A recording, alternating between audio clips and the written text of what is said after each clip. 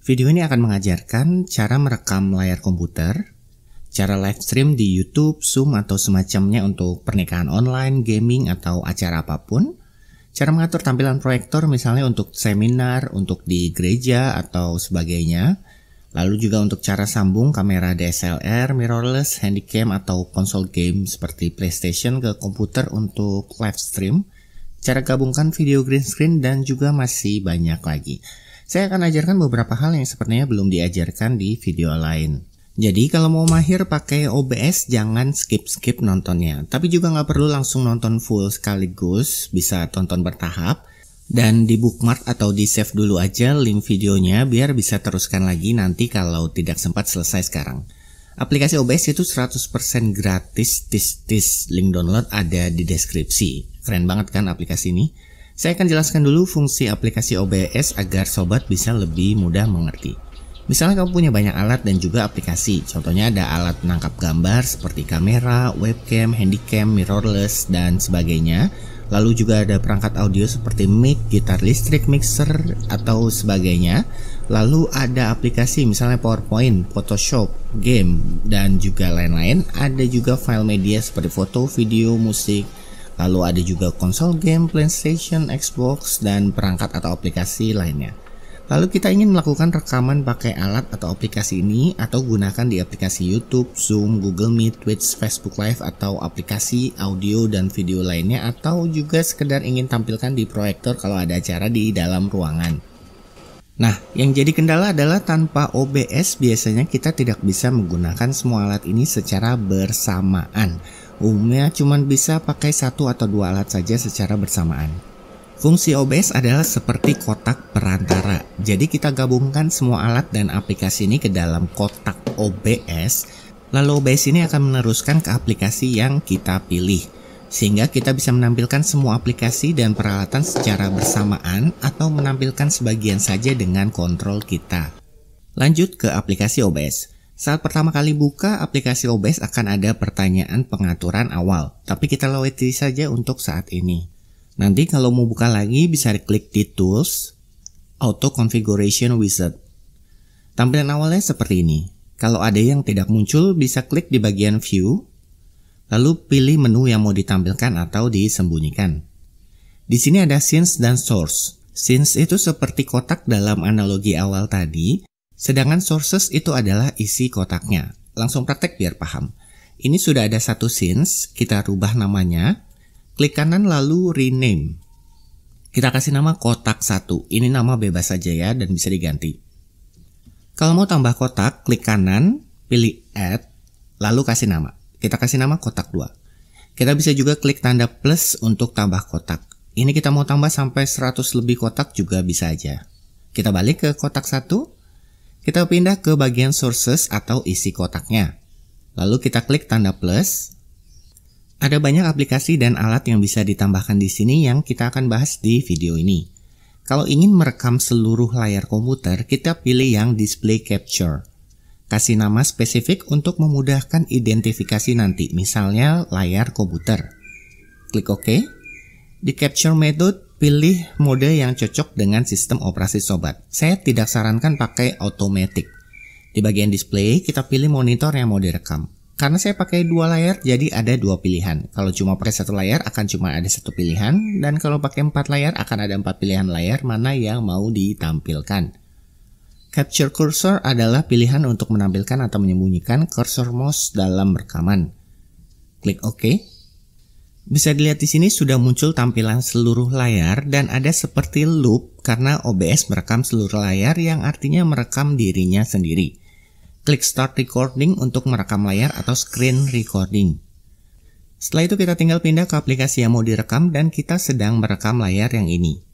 Kalau sudah selesai kita tutup atau minimize aplikasinya, lalu klik Stop Recording di OBS. Untuk hasil rekaman layar bisa dilihat di File, Show Recordings. Ini adalah hasil rekaman layar yang barusan. Untuk pengaturan lokasi folder penyimpanan, resolusi, serta kualitas recording dan juga untuk live streaming sebentar akan diajarkan. Kalau seandainya tidak bisa merekam layar atau tidak menangkap layar sebagaimana seharusnya, klik kanan di layar komputer, Properties, Coba ganti di capture metode-nya.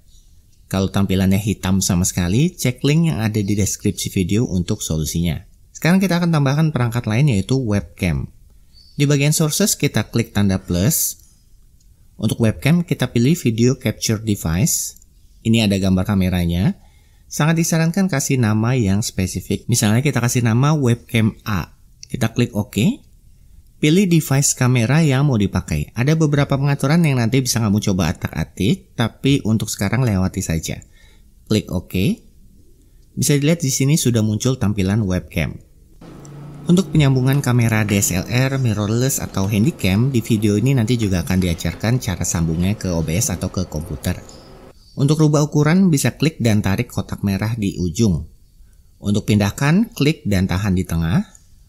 Kalau mau crop atau potong pinggirannya, klik dan tahan tombol Alt, lalu geser pinggirnya. Klik kanan di nama isi kotak, transform. Fit to screen akan membuat tampilannya besar maksimal. Klik kanan di nama isi kotak, transform, flip horizontal untuk mirror kamera. Pilihan transform yang lain bisa sobat coba sendiri nanti ya. Webcam kita kecilkan lagi. Klik kanan di webcam A, filters. Di bagian efek filters, klik plus, chroma key. Ini untuk efek green screen. Semua yang berwarna hijau akan menjadi transparan. Kalau sobat pakai latar biru maka pilih yang blue. Bisa juga pilih warna lain yang nanti kita bahas lebih detail. Ini karena saya tidak pakai latar warna hijau, tapi baju saya yang warna hijau, jadinya baju saya yang transparan. Bisa terlihat baju saya jadi tembus pandang. Untuk pengaturan properties dan filters bisa juga dengan cara klik atau pilih dulu sources yang mau diatur, lalu klik icon property atau filter yang ini. Untuk sembunyikan efek bisa klik icon mata ini. Sebentar kita rapikan tampilan bertumpuk ini biar sobat tidak bingung. Semua tampilan visual di OBS bisa diatur ukurannya. Tinggal klik sources atau isi kotak yang mau diatur. Nanti akan muncul garis kotak merah di pinggir. Setelah itu kita bisa atur ukuran dan posisinya. Kita juga bisa kunci posisi dan ukuran dengan klik icon gembok ini. Saat sources diklik tidak muncul garis kotak merah, itu artinya posisi terkunci atau lagi digembok. Disarankan kalau ukuran dan posisi dirasa sudah pas langsung dikunci aja ya. Layar OBS bagian sini disebut canvas. Adalah tampilan yang akan kita rekam atau akan kita live streamkan. Jadi kalau di sini ada bagian yang hitam ya nanti ditampilkan juga akan persis seperti ini. Kita bisa tambahkan color source sebagai warna latar. Kasih nama. Pilih warna. Oke. Ini menutupi karena posisinya di atas webcam dan layar komputer. Kita turunkan ke bawah tinggal klik dan drag saja. Untuk naik turunkan posisi juga bisa pakai panah yang ini. Tinggal klik source yang mau dirubah, lalu tinggal dinaik turunkan pakai panah. Kita masukkan image sebagai latar tambahan. Kasih nama spesifik. Klik browse lalu cari file image yang mau digunakan. Kita turunkan posisinya agar tidak menutupi tangkapan layar dan webcam. Kita atur posisi tangkapan layar komputer, jangan lupa buka gemboknya dulu agar bisa diatur. Atur juga posisi serta ukuran webcam. Setelah itu kita gembok atau kunci posisinya biar tidak berubah. Kalau latarnya mau pakai video juga bisa, tinggal pakai yang media source yang nanti kita bahas lebih detail. Untuk sekarang kita tambahkan image logo atau icon. Kasih nama spesifik. Klik browse lalu cari file image yang mau digunakan. Atur posisi, kita kunci.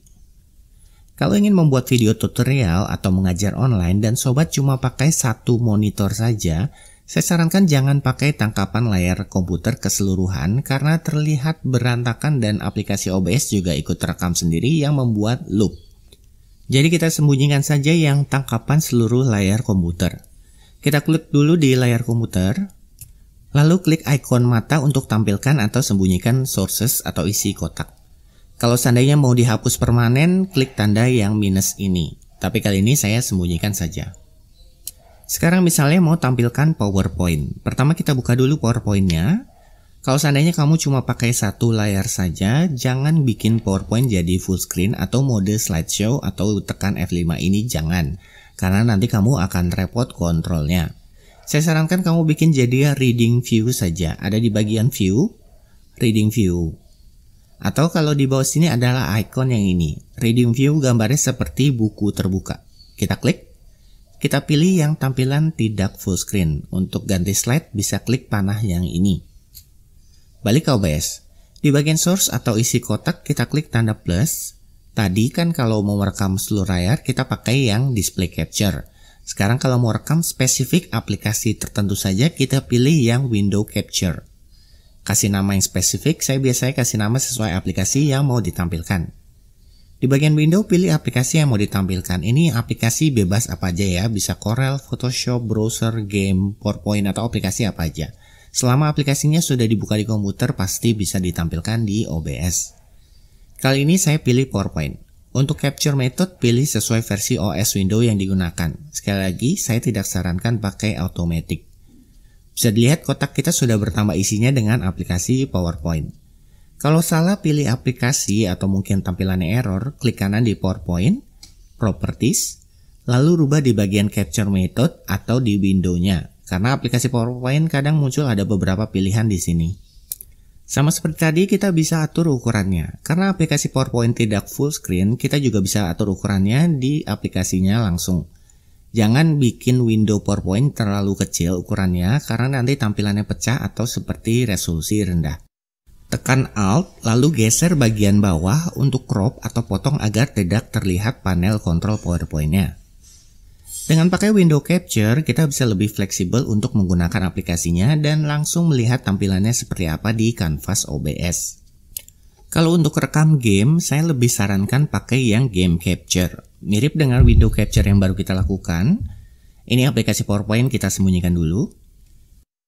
Kita tambahkan game capture. Ada beberapa mode tangkapan layar. Kalau pilih capture specific window, caranya mirip seperti window capture. Kita pilih window atau aplikasi atau game yang mau ditampilkan. Kalau tidak muncul tampilan gamenya, kita centang yang SLI ini. Tapi kalau tampilan normal, yang SLI saya sarankan jangan dicentang. Klik OK. Tinggal kita atur posisinya. Kita kunci biar posisi dan ukuran tidak berubah. Nanti antara game capture atau window capture, sobat perlu tes sendiri mana yang lebih optimal untuk digunakan. Karena beda game dan beda spek komputer juga mempengaruhi. Saya kembalikan untuk menampilkan PowerPoint saja karena komputer saya lagi lemot. Kita tambahkan teks, misalnya untuk pengumuman. Pilih jenis font, isi teks, warna teks, opacity atau tingkat transparansi teks, centang gradient kalau memakai warna gradasi teks, warna background teks kalau mau pakai, centang outline kalau mau pakai. Outline itu garis yang paling luar dari teks atau huruf. Bisa diatur ketebalan dan juga warnanya. Chat lock mode saya kurang tahu buat apa. Centang use custom text extents kalau mau secara spesifik mengatur ukuran box text. Saya tidak pakai kali ini. Klik OK. Kita atur ukuran dan posisinya. Taruh di bawah background image dan PowerPoint. Untuk menambah efek, klik kanan di teks, pilih filters. Klik plus, scroll, atur kecepatan scroll dengan geser slider yang ini. Efek scroll atau gerakan juga bisa diaplikasikan di image, video, atau apapun yang dengan tampilan visual. Centang loop agar animasi scroll terus berjalan atau tidak berhenti. Klik close kalau sudah selesai. Klik kanan di PowerPoint, filters, lalu tambahkan scroll kalau mau. Ini sebagai contoh aja bahwa semua yang tampilan visual bisa dikasih efek scroll. Kita matikan lagi efek scroll di PowerPoint karena ya ngapain juga. Sekarang kita lihat di bagian audio mixer. Bisa dilihat ini hanya ada mic dari webcam. Tapi ini sebenarnya saya pakai kamera bawaan laptop jadi tidak ada suaranya. Selalu perhatikan pergerakan level audio di mixer. Kalau tidak ada gerakan sama sekali, itu berarti OBS tidak meneruskan suara. Misalnya kalau saya setel musik di komputer, tidak ada gerakan level audio di OBS, artinya suara musik ini tidak akan terekam, atau kalau lagi live stream, penonton yang nonton secara live tidak akan dengar suara apa-apa. Ada dua cara menambahkan audio. Pertama di sources atau isi kotak, kita klik plus, ada audio input dan output. kalau input adalah suara yang masuk ke komputer, contohnya mic, line in, dan sebagainya. Kalau output adalah suara yang keluar dari komputer. Kita pilih audio output capture karena mau meneruskan suara musik yang kita putar di komputer. Kita kasih nama suara komputer. Pilih device sound card komputer yang digunakan. Oke. Bisa dilihat sekarang sudah ada pergerakan level audio di OBS dan sesuai dengan irama musik atau suara yang dimainkan. Kalau indikator volume tetap belum gerak, klik kanan di suara komputer, Properties, coba pilih perangkat yang lain sampai indikator volumenya gerak. Hanya saja kalau pakai cara pertama ini, output suara komputer hanya muncul kalau kita saat berada di kotak 1 saja, karena kalau kita pindah ke kotak 2 atau kotak 3, output suara akan hilang. Ya karena kita nggak masukkan output audio di kotak 2 maupun 3. Biar kita tidak perlu masukkan audio ke dalam kotak berulang kali, kita bisa atur audio melalui Global Audio Settings. Ini saya hapus dulu yang suara komputer dengan klik tanda minus. Lalu kita buka Settings, Audio, di tab Global Audio Devices, di bagian Desktop Audio ini untuk output, pilih perangkat yang mau dipakai. Di bagian mic atau auxiliary audio, ini untuk input. Pilih mic yang kamu pakai. Kalau pakai lebih dari satu input, misalnya untuk gitar listrik melalui mic atau line in yang lain, pilih perangkat kedua di bagian mic nomor 2. Klik OK. Bisa dilihat di audio mixer sudah muncul desktop audio dan mic atau aux. Kalau atur di global audio, mic dan speaker akan aktif di kotak 1 maupun 2 dan 3 dan juga di kotak-kotak lainnya yang nanti kita akan tambahkan. Yang tidak ada adalah audio dari webcam karena memang kita tidak masukkan webcam di kotak 2 maupun 3. Seandainya indikator volume tidak gerak, kemungkinan salah pilih perangkat input atau output. Caranya klik gambar roda gigi di mic atau desktop audio, tergantung mana yang bermasalah. Properties, coba pilih perangkat audio yang lain dan pastikan indikator volume audio sudah bergerak kalau ada suara. Kalau sekarang ini penyebabnya karena memang saya belum colok mic di perangkat yang dipilih, jadi tidak ada suaranya. Harap berhati-hati dengan feedback atau gema. Misalnya sobat pakai speaker lalu setel musik dan mic-nya aktif, suara speaker bisa masuk balik lagi ke mic yang menyebabkan feedback atau gema atau suaranya double. Solusinya bisa turunkan sensitivitas mic atau kecilkan suara speaker dari komputer. Atau bisa juga dimatikan mic-nya dengan klik icon ini saat ingin meneruskan suara musik saja. Solusi lain bisa pakai headset biar output suara dengan input suara tidak bentrok. Jadi ini adalah isi dari kotak 1, ada bermacam-macam. Kita selalu bisa klik kanan di nama isi kotak lalu pilih Properties untuk melakukan pengaturan. Atau bisa juga klik 2 kali langsung di nama kotaknya, ini akan masuk ke pengaturan Properties juga. Semua pasti ada pengaturan spesifiknya baik audio maupun video. Sedangkan kalau klik kanan lalu pilih filters, kita bisa menambahkan efek-efek, misalnya scroll, green screen, dan efek lain yang akan kita bahas di video ini. Untuk pengaturan properties maupun filter perangkat audio, kita klik yang gambar roda gigi ini. Misalnya kita bisa tambahkan filter gain di mic untuk mengencangkan atau mengurangi suara mic. Sekarang kita pindah ke kotak 2. Masih kosong, kecuali audio yang tadi kita setting di global audio. Mari kita isi kotak 2 dengan webcam, plus, video capture device, pilih yang add existing agar kita tidak perlu setting ulang. Webcam A, oke. Klik kanan, transform, fit to screen biar full screen. Sekarang kita tambahkan image logo. Klik plus, image. Jangan pilih create new karena nanti kita setting image dari awal. Pilih yang add existing. Dan kita pilih yang logo. Ini adalah pentingnya kita kasih nama yang spesifik. Kita jadi bisa tahu mana yang gambar logo dan mana yang background image. Jadi tinggal pilih tanpa perlu setting ulang. Kita atur posisinya. Jadi logo ini bisa sobat kasih logo sekolah atau universitas atau instansi tempat sobat bekerja. Jadi kalau saat mengajar atau buat tutorial, sobat ingin tampilkan wajah saja, maka pilih yang kotak 2. Sedangkan kalau ingin menampilkan aplikasi plus webcam, pilih kotak 1. Untuk style transisi ada di scene transition, yang bawahnya adalah kecepatan transisinya. Tinggal pilih saja yang sesuai selera dan nanti bisa dicoba-coba sendiri. Kalau opsi transisi tidak muncul, cek di bagian View, Docs, Pastikan scene transition dicentang. Pengaturan recording dan live streaming. Kita klik settings, video, output resolution, pilih resolusi yang dimau. Ini yang menentukan resolusi video rekaman atau live stream. Makin besar resolusi, makin besar ukuran file, dan juga semakin berat kerja komputer untuk merekam video atau untuk live stream. Untuk base atau canvas resolution adalah rasio resolusi kanvas yang ini. Biasanya saya sesuaikan dengan resolusi layar komputer. Untuk filter saya biasa pakai bicubic karena tidak terlalu berat tapi masih cukup bagus. Untuk pilihan FPS semakin tinggi, gerakan video semakin halus tapi beban komputer jadi lebih besar dan juga lebih butuh koneksi internet yang cepat kalau untuk live stream. Jangan pilih di bawah 24 FPS karena nanti terlihat videonya kurang halus atau seperti patah-patah. Kalau di atas 24 FPS sudah cukup menurut saya. Saya biasa pakai yang 30 FPS. Klik apply. Lanjut ke bagian output. Output mode pilih yang simple saja untuk memudahkan. Di bagian recording klik browse. Ini untuk menentukan tempat penyimpanan file hasil rekaman video. Ada juga pilihan lainnya seperti kualitas video, jenis file, dan encoder yang bisa dipilih. Untuk encoder bisa saja berbeda pilihannya tergantung CPU dan komputer yang dipakai. Sobat bisa utak-atik di bagian sini dan pilih yang terbaik setelah dites sendiri nanti. Biasanya saya pakai settingan seperti yang tampak di layar sekarang. Sama halnya di bagian streaming, encoder dipilih yang terbaik setelah kamu tes sendiri.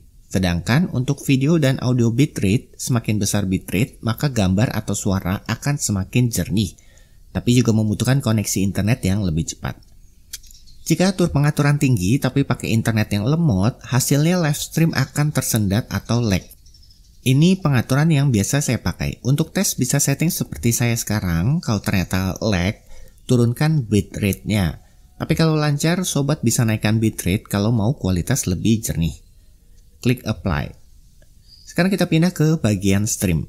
Ada banyak layanan yang bisa dipilih. Untuk pilihan lengkapnya kamu bisa pilih show all. Kita juga bisa custom sendiri. Anyway, kalau sobat cuma mau rekam layar, bagian stream ini tidak perlu diatur, tapi nggak ada salahnya diketahui barangkali suatu saat diperlukan.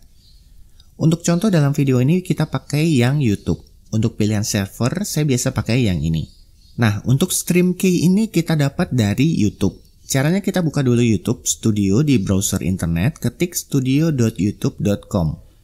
Pastikan kamu login akun Google YouTube yang akan mau dipakai. Setelah itu kita klik di icon live stream atau go live yang ini. Bisa juga klik yang gambar plus atau create yang ini, lalu klik go live. Ada 3 pilihan, stream, webcam, dan manage. Untuk live stream langsung kita pilih yang stream yang ini. Kalau mau pakai webcam langsung tanpa aplikasi OBS, pilih yang webcam. Saya sarankan kita gunakan manage yang ini. Ini untuk menjadwalkan live stream kita. Kita klik schedule stream, tulis judul, deskripsi, kategori, thumbnail live stream, playlist kalau mau dimasukkan ke playlist. Untuk audiens saya sarankan jangan pilih yang buat anak-anak karena banyak restriksinya. Pilih saja yang is not made for kids, walaupun sebenarnya kontennya aman untuk anak-anak. Klik show more untuk pengaturan tambahan.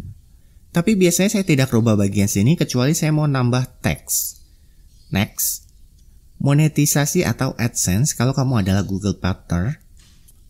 Next. Live chat, ini kalau mau selama live ada chat dari penonton. Kalau kamu setting stream untuk ibadah online, disarankan live chat dimatikan saja biar tidak mengganggu. Tapi untuk contoh kali ini tetap saya nyalakan. Live chat replay, ini kalau setelah selesai live, apakah tampilan pesan sebelumnya mau tetap muncul atau tidak. Ini pengaturan siapa yang bisa kirim chat, apakah semua orang atau hanya subscriber saja.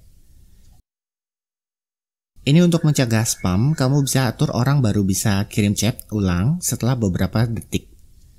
Redirect untuk meneruskan ke video atau live stream lain ketika live kita berakhir. Trailer untuk memutar video sebelum live stream berlangsung. Untuk saat ini kita lewati saja. Next. Untuk visibility, kalau private, hanya kamu dan para undangan yang bisa menonton siaran live. Klik share privately lalu ketik Gmail para undangan. Tekan enter untuk menambah undangan. Untuk bisa menonton live yang di private, para undangan harus memiliki akun Google. Kalau unlisted, siaran live sobat tidak bisa dicari di YouTube, tapi kalau ada yang punya link live streamnya, tetap bisa nonton. Biasanya kalau untuk live stream pernikahan pakai yang unlisted saja karena tidak repot dibandingkan pakai yang private. Nanti para undangan tinggal dikasih link live stream dan bisa mengikuti live tanpa perlu login akun Google dulu. Sementara orang luar yang tidak punya link live tidak bisa nonton siaran live pernikahan karena ya nggak tahu linknya. Kalau public sesuai namanya, siaran live bisa dicari dan ditonton semua orang. Kalau kamu gamer yang mau banyak yang menonton, pastikan pilih yang public ya, kalau nggak nanti nggak ada yang nonton sama sekali. Saya pilih unlisted saja. Untuk schedule atau jadwal live diatur kapan mau dimulai. Ini kalau salah bisa diedit kok. Klik done. Untuk auto stop saya sarankan dinonaktifkan seperti ini agar kalau ada gangguan di aplikasi OBS, siaran live stream tidak tiba-tiba berhenti. Untuk pengaturan lainnya di YouTube saya sarankan biarkan saja seperti yang terlihat di layar seperti sekarang ini. Klik edit kalau ada pengaturan lain yang mau dirubah, misalnya mau rubah tanggal dan waktu acara atau judulnya. Kalau kita klik back dan di bagian minutes, kita akan melihat jadwal live stream yang baru saja dibuat. Kalau mau buat atau tambah live stream baru, bisa ulangi klik schedule stream. Ini sebagai contoh saya bikin satu lagi, ini berguna misalnya kalau kamu mau rencanakan seminar online dan ada sesi 1 dan sesi 2. Kelebihan utama kita buat jadwal live stream adalah kita bisa kirim link live stream ke para undangan sebelum acaranya dimulai. Untuk balik ke pengaturan live stream, kita klik di judulnya. Nah, yang kita perlukan adalah stream key yang di bagian sini. Untuk lihat stream key, kita klik gambar mata ini, atau bisa langsung klik copy. Setelah itu kita balik ke aplikasi OBS, settings, stream. Kita paste stream key di bagian sini. Klik show untuk tunjukkan. Pastikan stream key ini sama dengan yang tadi di YouTube. Klik apply atau OK. Untuk mulai live stream, kita klik start streaming dan tunggu beberapa detik. Kalau kita balik ke YouTube, sekarang bisa kita lihat sudah muncul tampilannya di bagian preview dan bisa dilihat apa yang terlihat di jendela preview YouTube adalah apa yang ditampilkan di kanvas OBS. Tidak seperti aplikasi meeting yang real time karena harus komunikasi dua arah. Kalau live stream di YouTube wajar kalau ada delay beberapa detik untuk menjamin tampilan yang mulus dan lancar, dan ini juga tergantung kecepatan dan kestabilan internet yang dipakai. Di sini ada live chat. Kalau kita klik 3 titik kecil lalu pilih pop out chat, kita bisa masukkan chat ini di OBS. Klik plus di sources lalu pilih window capture, lalu ikuti saja proses yang seperti tadi sudah diajarkan di awal video. Lalu atur ukuran dan posisi. Crop bagian atas dengan klik alt lalu geser. Cara kedua untuk memasukkan live chat adalah dengan menggunakan browser OBS. Yang window capture barusan kita hapus saja. Kita copy link pop up chat. Di OBS kita tambahkan browser.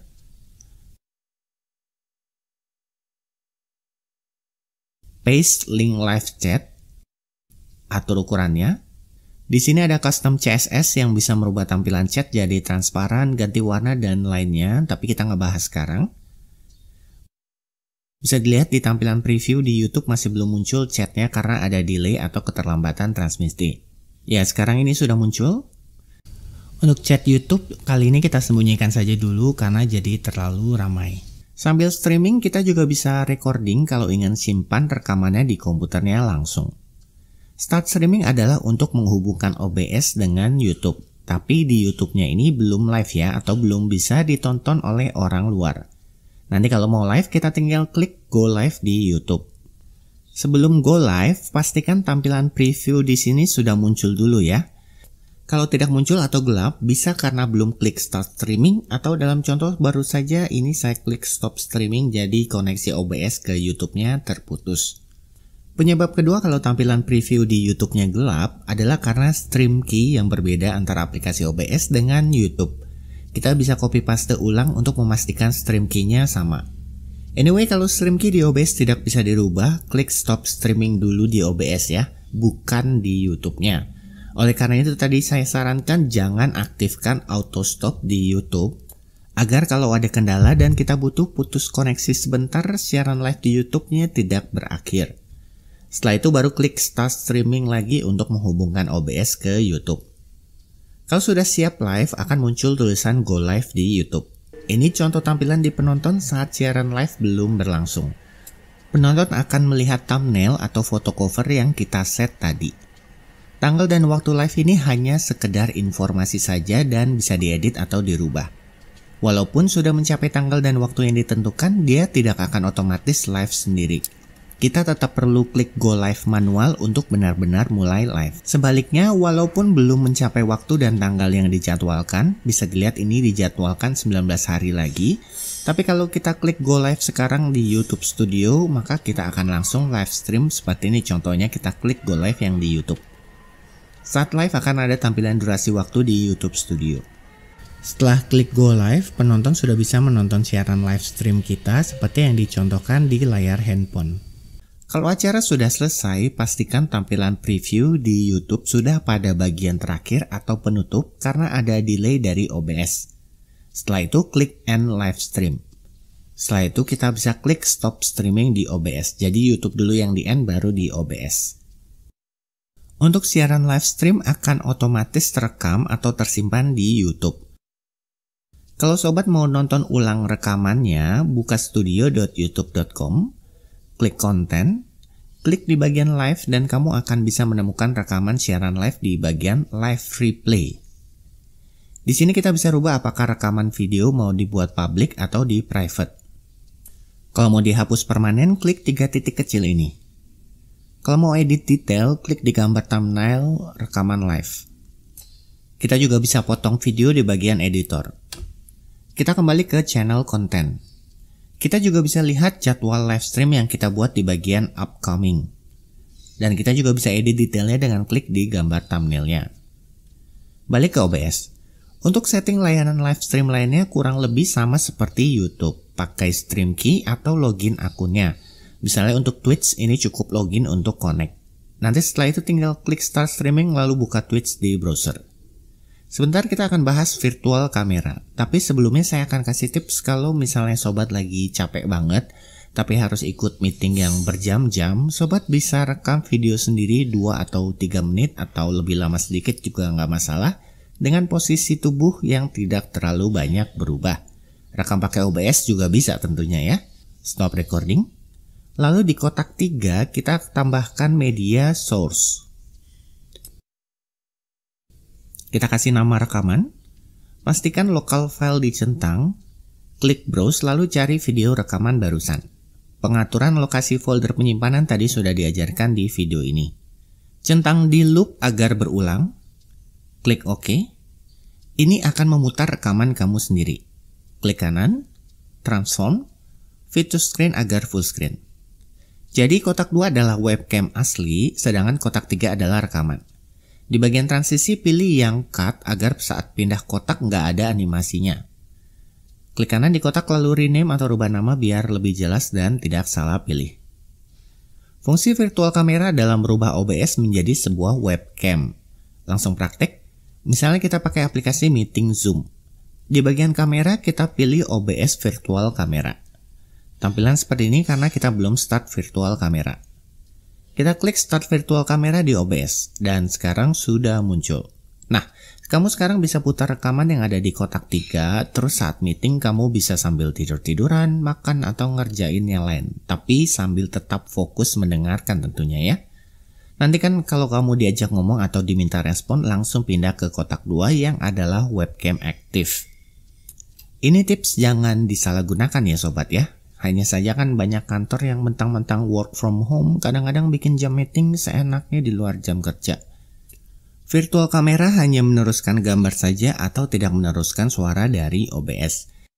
Jadi untuk pengaturan input mic maupun speaker tetap dari aplikasi meeting online-nya. Kalau mau suara juga dari OBS kita mesti install virtual audio cable, tapi kita tidak bahas di video kali ini. Fitur virtual kamera ini bisa dipakai di semua aplikasi yang membutuhkan kamera. Contoh lain misalnya di Google Meet ini juga bisa. Pastikan kamera sudah pilih yang OBS virtual kamera. Kalau terlihat di Google Meet tampilan jadi mirror atau terbalik, ini hanya terlihat di layar kita aja ya. Kalau di peserta lain tampilannya normal, seperti ini contoh tampilannya di peserta lain. Terlihat normal kan atau nggak terbalik. Cara sambung kamera profesional dan konsol game. Kita butuh alat namanya HDMI Capture. Yang model seperti ini harganya 100 ribuan.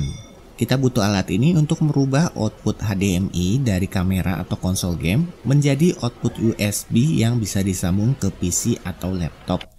Dari kamera atau konsol game, kita nggak bisa colok langsung di port HDMI di komputer. Karena port HDMI di komputer adalah untuk output monitor, bukannya input. Bisa rusak kalau kamu mau coba-coba. Cara sambungnya. Output HDMI dari kamera atau dari konsol game atau dari alat lainnya, yang penting ada output HDMI. Kita colok ke alat HDMI capture. Lalu dari alat HDMI capture ini kita colok ke komputer. Bagannya seperti terlihat di layar. Kalau seandainya sobat butuh layar untuk monitor output dari kamera atau konsol game, maka butuh beli alat HDMI capture yang punya 2 colokan di HDMI untuk loop. Bagan pemasangan seperti di layar. Setelah itu kita buka OBS, buat scene baru, kasih nama, klik plus di sources, kita tambahkan video capture device, kasih nama. Di bagian device, pilih perangkat HDMI capture yang kamu gunakan. Di sini alat HDMI capture-nya dideteksi sebagai USB video. Oke. Dan dalam contoh kita bisa lihat kamera mirrorless sudah terhubung ke OBS dan hasil kameranya pastinya jauh lebih bagus dibandingkan webcam bawaan laptop yang kita gunakan dari awal. Ini juga bisa jadi alternatif kalau sobat mau rekam video dan filenya langsung tersimpan di komputer atau bukan menggunakan memory card di kamera. Pengaturan multi kamera. Klik plus di bagian scenes, lalu saya kasih nama multi kamera. Lalu saya akan tambahkan 1 kamera dari ponsel via Droid Cam. Tutorial Droid Cam banyak di YouTube. Dan saya juga akan masukkan webcam serta kamera mirrorless yang sudah dibuat sebelumnya. Kita atur posisinya dan kita kasih frame. Pengaturan multi kamera bisa berguna misalnya kalau ada acara pernikahan saat ijab kabul atau pemberkatan nikah, kamu butuh ambil video dari posisi berbeda, misalnya dari depan dan belakang. Kita rapikan posisinya disesuaikan dengan framenya. Posisi webcam ada di atas kamera. Kita klik ikon mata untuk sembunyikan agar kita bisa atur yang kamera di bawahnya. Selalu klik ikon gembok setelah selesai untuk mengunci posisi agar tidak geser-geser. Klik kanan di webcam A, Show Transition, pilih Fade. Klik kanan lagi di webcam A, Hide Transition, pilih Fade juga. Ini untuk transisi saat kita aktifkan atau sembunyikan yang webcam A, jadi lebih halus pergantian kameranya. Sobat juga nanti bisa coba style transisi yang lainnya ya. Klik kanan di webcam A, Window with Projector, Source. Klik kanan di Droid Cam, Window with Projector, Source. Klik kanan di kamera A, Window with Projector, Source. Ini akan membuka jendela baru. Di atasnya ada nama source atau kameranya. Ini berguna untuk operator melihat kamera saat ini sedang menyorot ke mana. Jadi operator bisa memastikan sebelum berganti kamera posisi dan sudutnya itu sudah benar. Sekarang cara tampilkan apa yang ada di kanvas OBS ke proyektor. Misalnya saat seminar atau ibadah di gereja untuk menampilkan lagu pujian atau acara apapun. Sebagai contoh, monitor saya ini anggap sebagai proyektor. Saat ini tampilannya dalam mode duplicate, jadi tampilan layar di laptop sama dengan tampilan di monitor atau proyektor. Kita jangan pakai mode ini. Di keyboard komputer tekan tombol Windows plus P, ingat saja P sama dengan proyektor. Pilih yang Extend. Ini akan membuat layar kedua adalah perpanjangan dari layar pertama. Lihat aplikasi PowerPoint di layar. Kalau saya geser-geser, dia bisa berpindah dari layar ke layar. Ini rekamannya biar lebih jelas. Yang kiri adalah layar komputer atau laptop yang dilihat oleh operator OBS. Sedangkan yang kanan adalah proyektor yang dilihat oleh jemaat atau tamu undangan kalau ada seminar atau pernikahan atau acara apapun ya. Kita pindahkan aplikasi OBS dan juga PowerPoint ke layar komputer. Setelah itu, klik Studio Mode. Kita klik kanan di bagian program. Saya ulangi, pastikan klik kanan di bagian program ya, bukan yang di bagian preview. Pilih Full Screen Projector, lalu pilih monitor atau proyektor yang diinginkan. Bisa dilihat sekarang tampilan di proyektor ini adalah apa yang ada di kanvas OBS. Jadi kita tinggal atur mau tampilkan apa di proyektor melalui OBS. Tapi kalau misalnya kita hanya mau kotak satu saja yang ditampilkan di proyektor, klik kanan di kotak satu, Full Screen Projector, pilih nama perangkat proyektornya. Bisa dilihat sekarang hanya menampilkan kotak satu saja di layar atau di proyektor yang dipilih, dan tidak ada perubahan walau kita ganti kotak atau scenes yang lain. Kalau kita klik di icon OBS, kita bisa pilih mau tampilkan yang mana. Apakah program yang mewakili kanvas OBS atau khusus kotak satu saja. Klik silang setelah klik icon OBS untuk menutup tampilan full screen. Semua scenes atau kotak maupun sources atau isi kotak bisa ditampilkan full screen atau windowed. Caranya klik kanan di scenes atau source lalu pilih full screen atau windowed. Untuk yang windowed tadi sudah dicontohkan pada pengaturan multi kamera. Fungsi Studio Mode adalah untuk merubah pengaturan tanpa mengganggu tampilan proyektor atau rekaman atau live stream. Program adalah apa yang penonton atau orang lain lihat. Untuk contoh tampilan program adalah apa yang ditampilkan di aplikasi Zoom. Sedangkan preview adalah untuk kita operator OBS. Saat Studio Mode aktif, saat saya pindah scenes atau pindah kotak, program tidak akan berubah. Fungsinya adalah ketika sudah live stream atau sudah rekaman, lalu ada kotak atau isi kotak yang mau dirubah pengaturannya, tidak akan mengganggu jalannya acara.